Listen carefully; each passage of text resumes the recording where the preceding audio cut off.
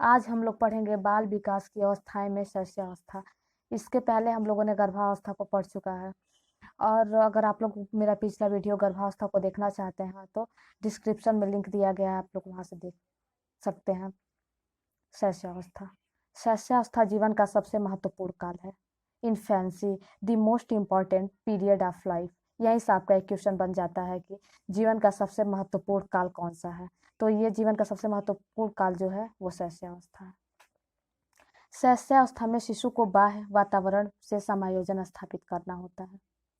मनोवैज्ञानिक बालक और उसके विकास की विभिन्न अवस्थाओं का अध्ययन करके इस निष्कर्ष पे पहुंचते हैं कि सभी अवस्थाओं में शैशवावस्था सबसे अधिक महत्वपूर्ण है। अब हम देखेंगे कि शैशवावस्था को न्यूनमैन ने किस प्रकार डिफाइन किया है। मनोवैज्ञानिक न्यूनमैन के अनुसार 5 वर्ष तक की अवस्था शरीर तथा मस्तिष्क के लिए सबसे ग्रहणशील रहती है। शैशव काल में जो कुछ भी सिखाया जाता है उसका प्रभाव तत्काल पड़ता है। कुछ मनोवैज्ञानिकों का तो ये भी मानना है कि 5 वर्ष की उम्र तक 90% बच्चों का माइंड का विकास हो जाता है। मनोविश्लेषक फ्रायड का कथन। फ्रायड महोदय ने बताया कि मनुष्य को जो कुछ बनना होता है प्रारंभ के 4-5 वर्षों में ही बन जाता है। मनोवैज्ञानिकों ने अपने परीक्षणों के आधार पर यह सिद्ध कर दिया है कि शैशवावस्था द्वारा जीवन का पूरा क्रम निश्चित होता है। जैसे शैशवावस्था में हम जिस तरह बच्चे का पालन पोषण करेंगे उसका प्रभाव बाल्यावस्था की किशोरावस्था पे भी पड़ेगा। अब हम देखेंगे क्रो के अनुसार। इन्होंने 20वीं शताब्दी को बालक के विकास का शताब्दी कहा है, क्योंकि इस शताब्दी में बालक के विकास के अध्ययन को लेकर विस्तृत एवं गहन अध्ययन एवं अनुसंधान का प्रयोग किया गया। यहाँ से भी आपका एक क्वेश्चन बन जाता है, आप नोट डाउन कर सकते हैं कि बालक के विकास की शताब्दी कौन सी है। ये 20वीं शताब्दी हो जाएगी, आप नोट डाउन कर सकते हैं इसको। और 20वीं शताब्दी के बाद जब ये निष्कर्ष निकाल लिया गया कि 20वीं शताब्दी बालक के विकास की भी शताब्दी है, तो यह निष्कर्ष निकाला गया कि शैशवावस्था जीवन की महत्वपूर्ण अवस्था है। अब देखेंगे हम शैशवावस्था की विशेषताएं। शैशवावस्था में मानसिक विकास तीव्र गति से होता है। शैशवावस्था में सीखने का आदर्श होता है। किसी भी चीज को बच्चा सीखना चाहता है। इस अवस्था में नैतिक गुणों का अभाव होता है। शैशवावस्था में बच्चे को बुरे और भले का ज्ञान नहीं होता है। वो कोई भी कार्य करता है तो उसमें ये डिफाइन नहीं कर पाता है कि ये कार्य गलत है या सही है। उसको जिसमें आनंद की अनुभूति होती है वो कार्य करने लग जाता है। स्वप्रेम की भावना, फीलिंग ऑफ सेल्फ लव। इसमें स्वप्रेम की भावना बच्चे में स्वप्रेम की भावना प्रबल होती है। वह चाहता है कि सभी लोग हम से प्रेम करें। वो माता पिता भाई बहन सबका प्रेम चाहता है। कभी कभी आप लोग देखते हैं कि अगर माता पिता के पास उसका कोई भाई या बहन चला जाता है तो बच्चा चिल्लाने और रोने लगता है। संवेगों का प्रदर्शन।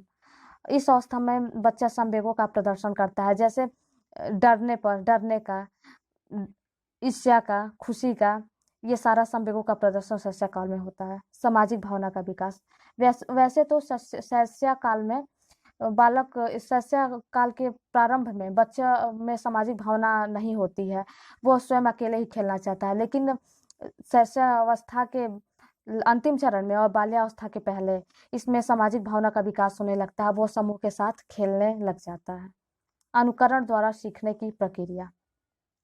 शैशवावस्था में शिशु को आप लोग देखते हैं कि जो बड़े लोग करते हैं उसको करके करना चाहता है। मतलब सीखना चाहता है और उसी को देख के वो करने लग जाता है। मूल प्रवृत्त्यात्मक प्रभाव। इसमें मूल प्रवृत्त्यात्मक प्रभाव में ये होता है कि जैसे बच्चा हाथ पैर चलाता है, चिल्लाता है, रोता है और भूख लगने पे अपने हाथ या कोई भी चीज होता है तो मुंह में डालने लग जाता है। काम प्रवृत्ति। काम प्रवृत्ति में बच्चा माँ का दूध पीना, हाथ के अंगूठे चूसना और किसी चीज को मुंह में डाल लेता है। इस प्रकार से ऐसे अवस्था को हम लोग पढ़ चुके हैं। जैसे ही सारी अवस्थाएं, जैसे बाल्यावस्था किशोरावस्था को मैं पढ़ा लूंगी, उसके बाद जो परीक्षा के दृष्टिकोण से महत्वपूर्ण क्वेश्चन है उसको मैं बाद में सॉल्व करवाऊंगी आप लोगों से। धन्यवाद। फिर हम लोग डिस्कस करेंगे बाल्यावस्था। ये शैशवावस्था के बाद की अवस्था है। जैसे शैशवावस्था जीवन की महत्वपूर्ण अवस्था है, वैसे ही बाल्यावस्था जीवन का अनोखा काल है। यहाँ से भी एक क्वेश्चन आप नोट डाउन कर सकते हैं कि जीवन का अनोखा काल कौन सा है, तो ये हो जाएगा बाल्यावस्था। अब हम देखेंगे बाल्यावस्था क्या है। मानव विकास की दूसरी अवस्था है। जो बाल्यावस्था होती है वो मानव विकास की दूसरी अवस्था होती है। शैशवावस्था के पश्चात बाल्यावस्था आती है। इस अवस्था में कुछ ऐसे परिवर्तन होते हैं जिन्हें अभिभावक और अध्यापक आसानी से नहीं समझ पाते। शैशव काल में बालक के लिए संसार रहस्यमय होता है। उसका शरीर व मन दोनों अविकसित दशा में होते हैं। वह ना ही पूर्ण रूप से विकसित रहता है और ना ही अविकसित रहता है।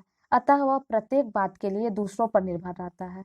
परंतु बाल्यावस्था में प्रवेश करने पर बालक का आत्मनिर्भर होने लगता है। जैसे शैशवावस्था में हम लोगों ने देखा था कि बालक पूर्ण रूप से दूसरों पर निर्भर रहता है, वो कुछ स्वयं नहीं कर पाता है। लेकिन जैसे ही बाल्यावस्था में आता है तो कुछ उसमें आत्मनिर्भरता, पूर्ण रूप से आत्मनिर्भर भी नहीं हो पाता है, लेकिन कुछ आत्मनिर्भरता उसमें आने लगती है। अब हम देखेंगे बाल्यावस्था का तात्पर्य क्या है, मीनिंग ऑफ चाइल्डहुड। बाल्यावस्था का मतलब क्या होता है। सामान्यतः मनोवैज्ञानिकों ने 6 वर्ष से 12 वर्ष के बीच की अवस्था को बाल्यावस्था माना है। इस अवस्था में बालक के जीवन में अस्थायित्व तो आने लगता है और वह भावी जीवन की तैयारी करता है। वो इस अवस्था में बालक कुछ सोचने लग जाता है और आगे ये फ्यूचर में क्या करना है कुछ डिसाइड करने लग जाता है। हरलाक महोदय ने बाल्यावस्था को डिफाइन किया है। हरलाक महोदय ने बताया कि उत्तर बाल्यावस्था 6 वर्ष की आयु से लेकर यौवन आरंभ होने तक 11 और 12 वर्ष तक के बीच की होती है। जैसे इन्होंने यही बताया कि उत्तर बाल्यावस्था 6 वर्ष से स्टार्ट होकर जब तक किशोरावस्था नहीं आ जाता है उसके बीच तक की होती है।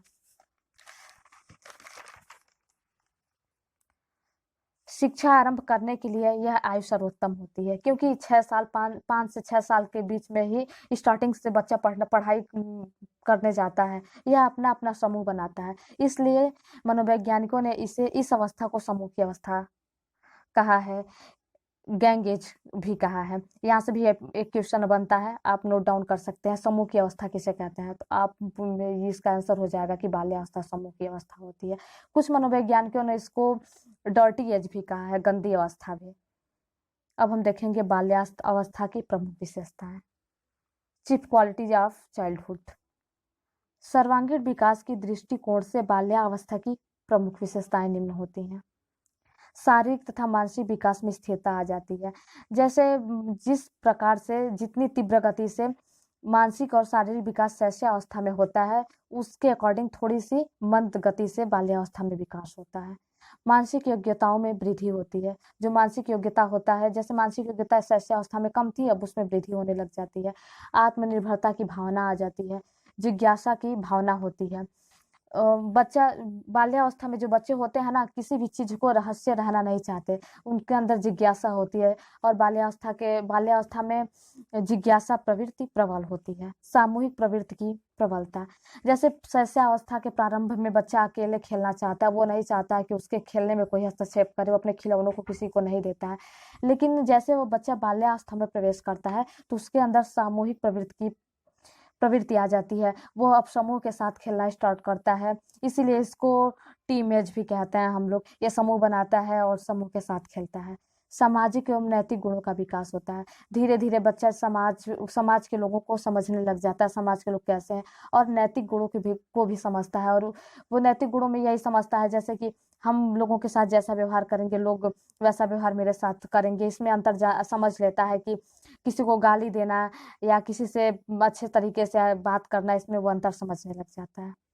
और सामूहिक खेलों में विशेष रुचि रखता है। जैसे शैशवावस्था में बच्चा अकेले खेलने में रुचि रखता था, तो बाल्यावस्था में अकेले खेल में बिल्कुल रुचि नहीं लेता है और वो समूह के साथ खेलने में विशेष रुचि रखता है। काम प्रवृत्ति की न्यूनता होती है। संग्रह प्रवृत्ति का विकास होता है। इसमें चीजों को इकट्ठा करता है। इसमें जैसे शैशवावस्था में संग्रह प्रवृत्ति बिल्कुल नहीं थी, लेकिन बाल्यावस्था में संग्रह प्रवृत्ति का विकास हो जाता है। धन्यवाद।